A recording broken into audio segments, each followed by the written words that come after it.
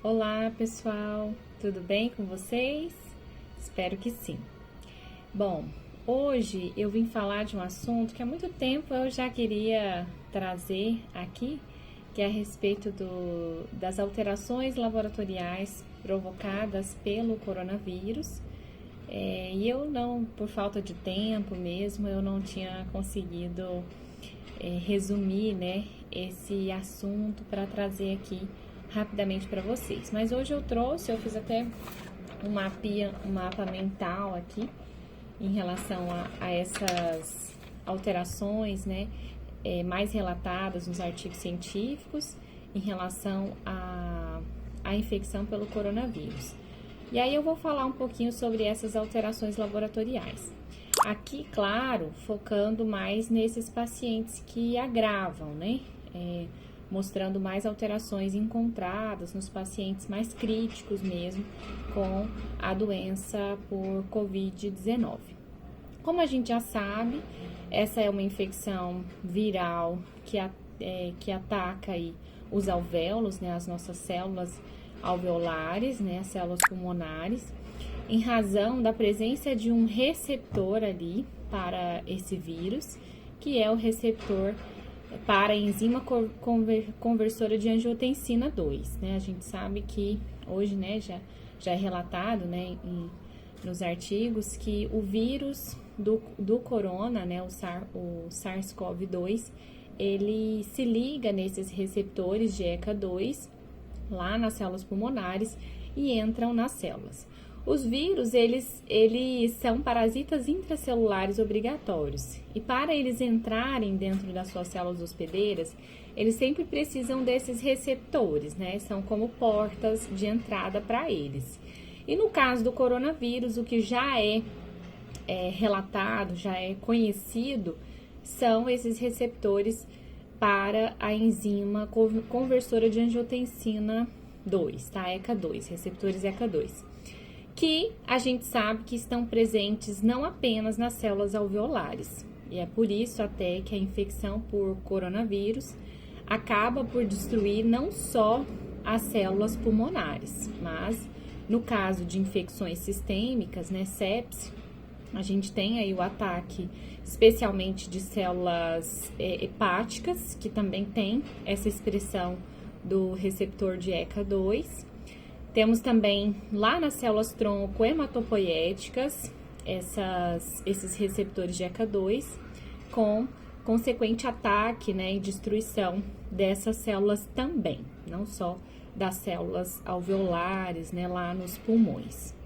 Isso ajuda um pouco a explicar algumas alterações laboratoriais provocadas pelo Covid-19. Então, vamos começar com o hemograma, né, que é o nosso exame básico da hematologia, que reflete aí as nossas células sanguíneas, né, que é um exame que vai nos mostrar a contagem de células sanguíneas. Na série vermelha, é bastante relatado que os pacientes com coronavírus, nos estágios mais críticos, né, os pacientes mais graves, praticamente todos apontam uma diminuição de células vermelhas e de hemoglobina, né, que é o nosso parâmetro, inclusive, para a anemia. Então, todos os pacientes graves com coronavírus, eles evoluem com anemia, geralmente é uma anemia leve, e a principal justificativa para essa anemia tem sido apontada nos artigos científicos para uma síndrome hemofagocítica. O que é isso? Uma destruição aumentada de células sanguíneas em consequência da infecção pelo coronavírus. O coronavírus, ele acaba por superestimular nosso sistema imunológico. Com certeza, muitos de vocês já ouviram falar sobre isso, né? O que ocorre no nosso organismo é uma tempestade de citocinas, né? As nossas células inflamatórias, lá dos próprios alvéolos pulmonares, né, macrófagos que residem ali mesmo, começam a secretar algumas substâncias que chamam outras células de defesa, né, que são chamadas citocinas. Entre elas, a gente destaca bastante a interleucina 6, que é a principal responsável pelas manifestações sistêmicas. temos também o fator de necrose tumoral, interleucina 4, interleucina 2, tem o fator de crescimento transformante, que é o TGF-beta, interferon gama, que é inclusive uma citocina antiviral. Enfim, são muitas citocinas inflamatórias que acabam por estimular tanto a fagocitose, né, ali para a destruição ali dessas partículas virais quando elas estiverem fora das células hospedeiras. E essa superestimulação de fagocitose, na tentativa, claro, de destruir o vírus, acaba por superestimular a fagocitose também das nossas células sanguíneas. A gente sabe que a fagocitose de células sanguíneas, ela acontece principalmente no baço e no fígado. E há alguns relatos já de pacientes que morreram, né, por Covid e que apresentaram, né, aumento do fígado e do baço, consequentemente por causa dessa síndrome hemofagocítica, resultante da inflamação exagerada que esses pacientes acabam tendo em razão da infecção. Tá? Então, essa diminuição de células vermelhas sanguíneas e de hemoglobina pode ser explicada, né, em parte por esse mecanismo. Agora, em relação à série branca, é bastante relatada a leucopenia, que é a diminuição dos leucócitos totais, em especial por linfopenia, por diminuição dos linfócitos.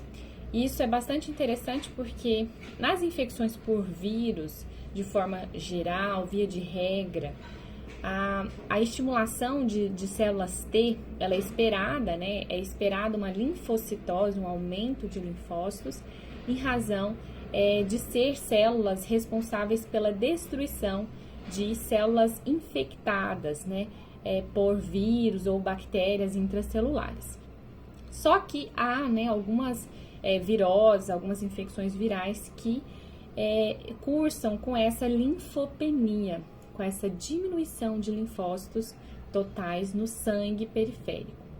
Isso acontece na dengue, por exemplo, e acontece aqui também no coronavírus. E os artigos têm relatado bastante isso, né? A maioria dos pacientes, se não todos, com casos graves ou críticos de coronavírus, apresentam uma linfopenia, em especial por linfócitos T CD4 e linfócitos T CD8, especialmente o CD8 está diminuído, que é aquela célula responsável pela destruição de células infectadas. E o que se sugere nesses artigos científicos é que esse vírus ele tenha uma certa toxicidade, né, aí para esses linfócitos. Talvez existam receptores também nessas células que serviriam de porta de entrada para o vírus, coronavírus, mas isso ainda não é bem esclarecido. Mas o que a gente tem nesse leucograma, em geral, é uma linfopenia, né? Linfócitos abaixo de 1000 células por microlitro de sangue. E em relação à série plaquetária, o que a gente mais observa, né, nos pacientes graves com coronavírus é uma trombocitopenia, ou também plaquetopenia, né, que são sinônimos, que é a diminuição das plaquetas no sangue periférico. E aí existem várias explicações, né, já relatadas nos artigos científicos para essa linfopenia nos pacientes com coronavírus. Uma das explicações é a própria síndrome hemofagocítica que eu falei para vocês, né? Uma superestimulação de fagócitos, de células que destroem tanto patógenos como também células sanguíneas, né? Claro que seriam células velhas, né? Que os fagócitos teriam que destruir, mas como eles estão superestimulados, a gente acaba tendo uma destruição precoce dessas células sanguíneas, o que pode explicar em parte essa diminuição das plaquetas nos pacientes com coronavírus aí em estágios mais críticos, né, em casos mais críticos.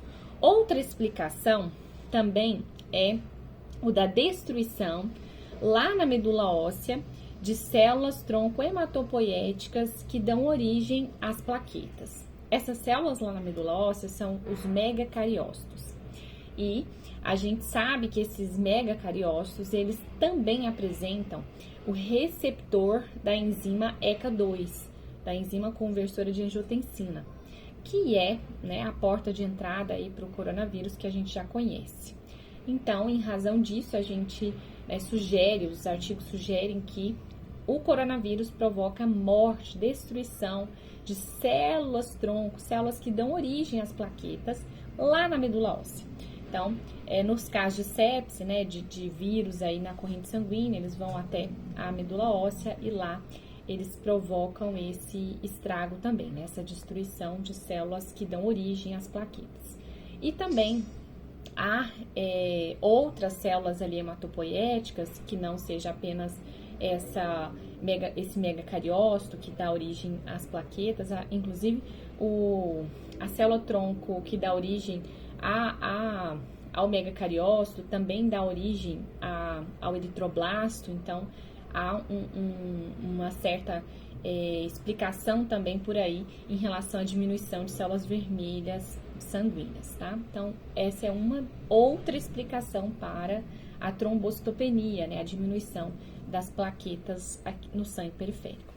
Outra explicação bastante relatada para o coronavírus está relacionada ao consumo aumentado de plaquetas nessa infecção, né, quando aí causa sepse, né, essa infecção generalizada, com inflamação, né, sistêmica, com lesão endotelial sistêmica.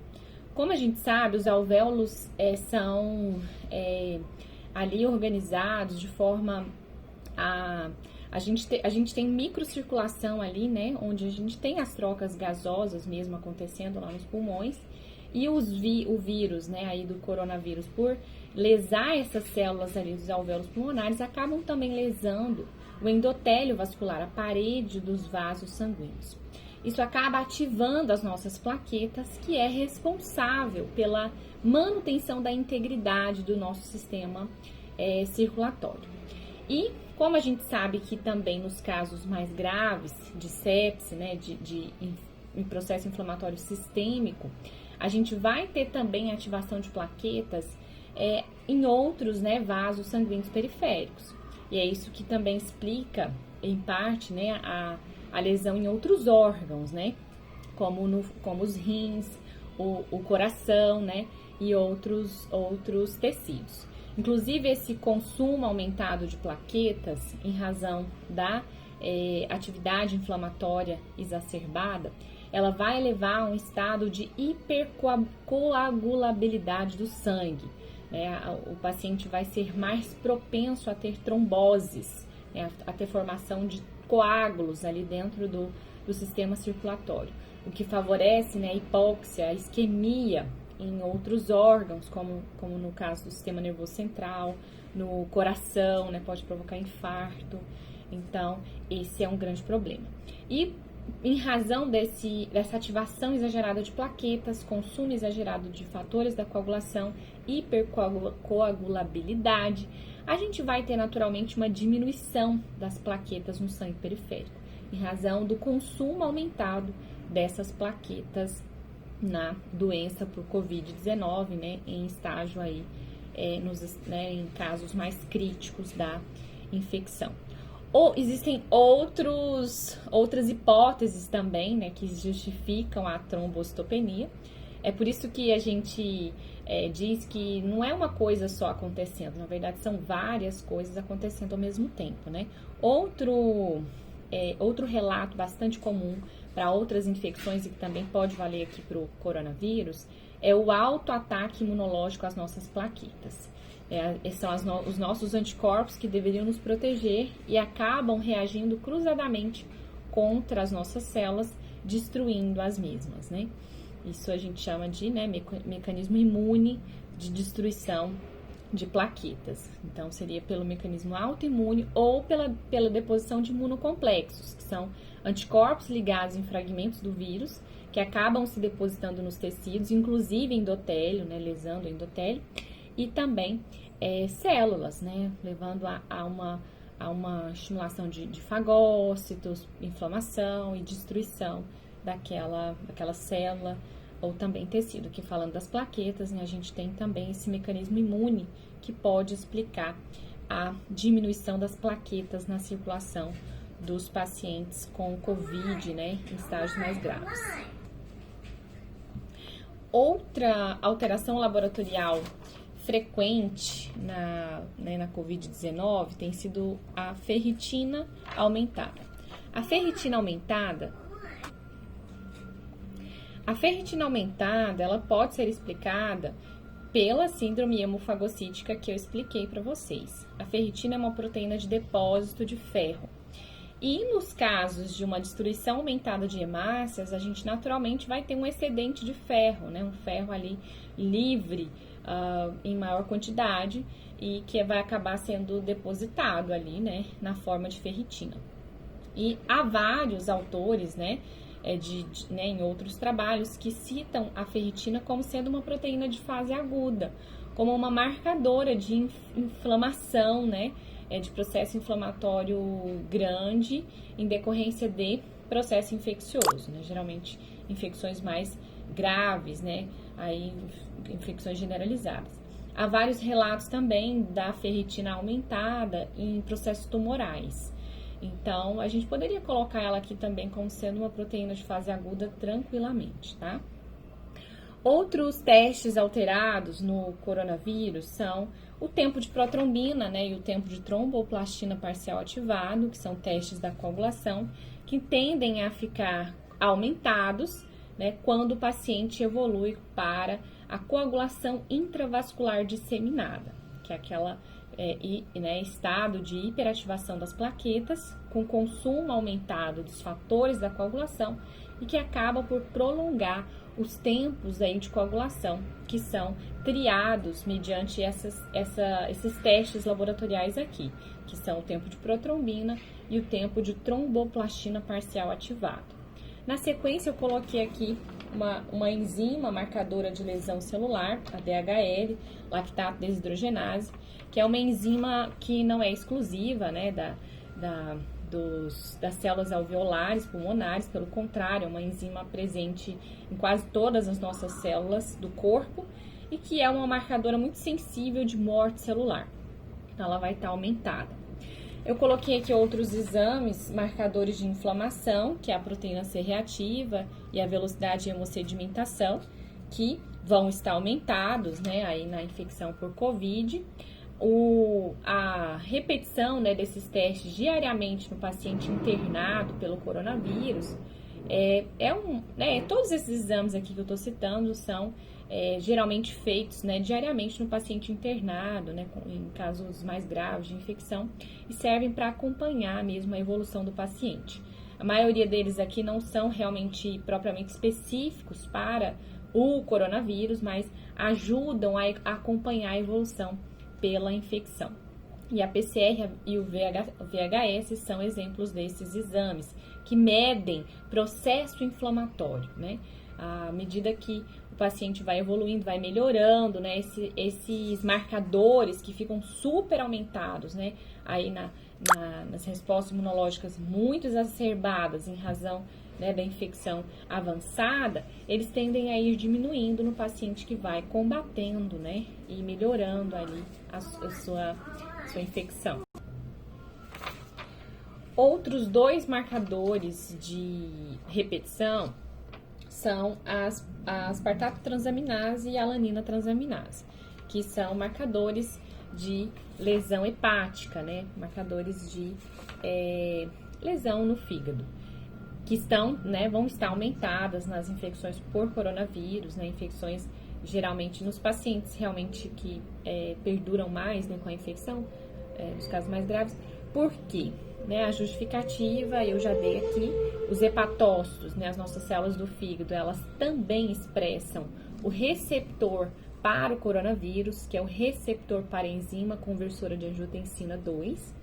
Portanto, se esse vírus está na circulação sanguínea, ele vai chegar até o fígado e vai lesar essas células hepáticas, chegando até a alterar outros marcadores de de fluxo biliar também, né? Pode até prejudicar fluxo biliar, que seriam a gama-glutamiltransferase e a fosfatase alcalina, que podem também estar aumentadas nos casos de coronavírus. Mas é interessante que a relação ASAT-ALAT, ela geralmente é muito alta, né?